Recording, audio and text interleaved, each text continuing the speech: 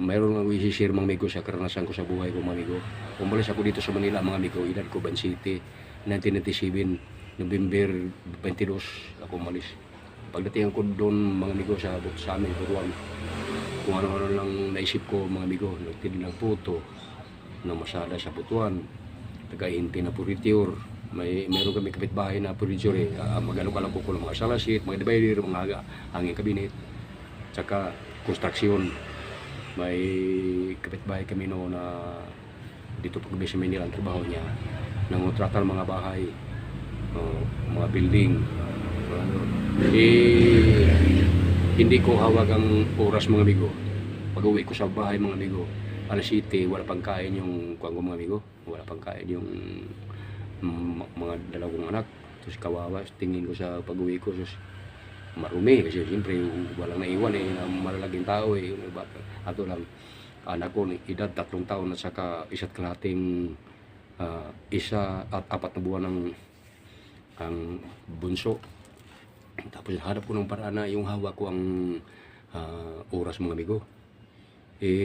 Sabi ko, gagamitin ko kaya yung talent ko. Maniwala ka sa'yo, hindi mga amigo, totoo to. Kung sino man ang mga shoot out sa mga customer ko dyan sa Butuan, sa may Langihan, sa may Tabuan, sa may elementary school, sa may Agusan Pequeño, shoot out kasi sa inyong mga ano dyan, kung sino man yung mga customer ko dati na nagmanicure ako. Tumagal ako sa manicure mga amigo. Maniwala man kayo o hindi, totoo yan mga amigo. Kasi itong video ni itong mga amigo, kung hindi to totoo mga amigo, daming makita sa akin dito mga amigo, mga taga-Butuan.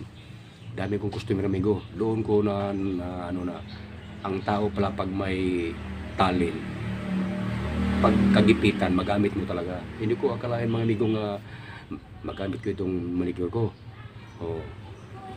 Tapos huminto ako mga amigo, ang edad ko 38. Tapos dito na ako sa Maynila mga amigo, bumalik kami. Ang edad ko sa panganay ko 12, tapos 9 ang bunso ko. Dito ko na ng elementary, dito ko na tapos ng pag-school nila. Mahirap na din na ko mga amigo. Pag-uwi ko, magulo, tapos pero tinitiis ko mga amigo, kahit paano tinitiis ko. Tapos lagi ko magtingin nga, kawawang ang anak kong hindi ako magharap ng paraan. Kayo dyan, yung mga may mga hiwalay sa asawa, huwag kayong mahina na loob. Laban lang kayo, sikap kayo, huwag yung haluan ng kalukuhan ng pag-aano sa anak nyo. Ako hindi ko akalain na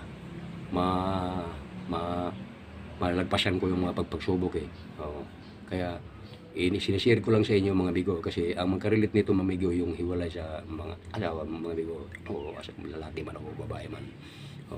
Shout out sa inyong lahat dyan mga bigo, sa yung mga nakano sa akin mga bigo, nakakilala sa akin sa Butuan, shout out kayo. Shout out niyo sa lahat. Sige mga bigo, maraming salamat sa inyong lahat mga bigo. Sinishare ko lang yung mga karanasan ko sa buhay mga bigo. Okay, bye bye.